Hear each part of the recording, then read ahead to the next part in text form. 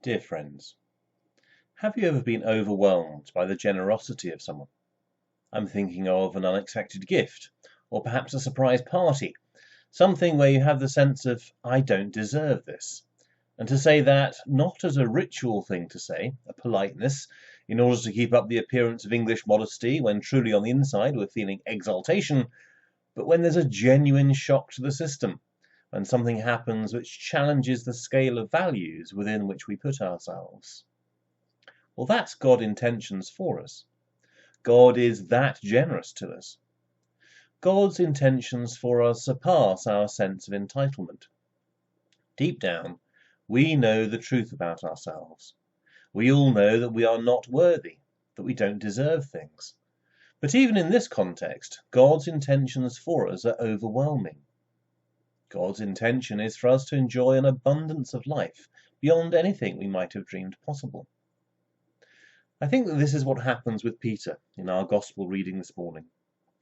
Peter receives this unexpected blessing of a huge catch of fish, and his response is to say to Jesus, "Depart from me, for I am an unclean man." He says, "I am not worthy." He says, "You are clean, I am unclean."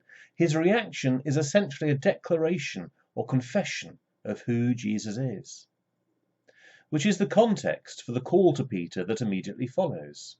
Jesus says, "Come, follow me." There is no debate about it.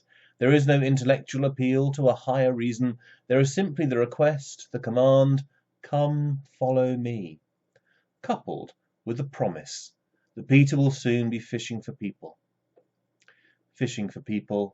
and having a similar miraculous catch. Peter has been given his vocation, his calling. We each have one of those. Sometimes a vocation is experienced as a gift and a source of joy. At other times it is an immense struggle, and there is a tussle between the duties and the joys. And God is in both of them, taking our hearts and hammering them into shape, like a blacksmith beating out a blade upon an anvil.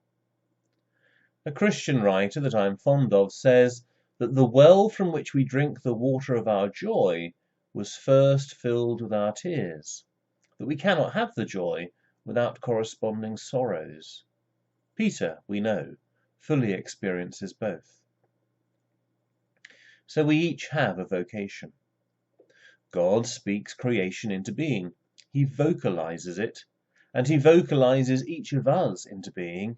And as we listen to that vocalization, so we begin to understand our vocation, God's specific word for each of us. For God has something in mind for each and every one of us, from when our lives begin to the time our lives end, something which gives meaning to our existence and a shape to our own stories of life. I wonder if you've ever heard the teaching, when God calls us, he bids us come and die. That is Peter's destiny, of course, as he slowly makes his way towards his upside-down crucifixion in Rome. But the whole point is that in dying to the world, in leaving the world behind, Peter comes to experience life in a way that was richer and more fulfilling and more abundant than he could ever have conceived of. Yes, he was called to die, but in dying to the world, Peter fully lived. He was overwhelmed with blessing. This is the invitation that is extended also to each and every one of us. Come, follow me, says Jesus. Die to the world, that we might live in him. We're not worthy of it. We haven't earned this invitation. It's not a reward for good behavior. It's simply a gift from a father to a child. For God calls us into life, out of generosity, out of grace, for his intentions for us are wonderful. We don't think we deserve it, but it is given to us all the same. May we each experience the abundant life that is God's calling to each and every one of us. Amen.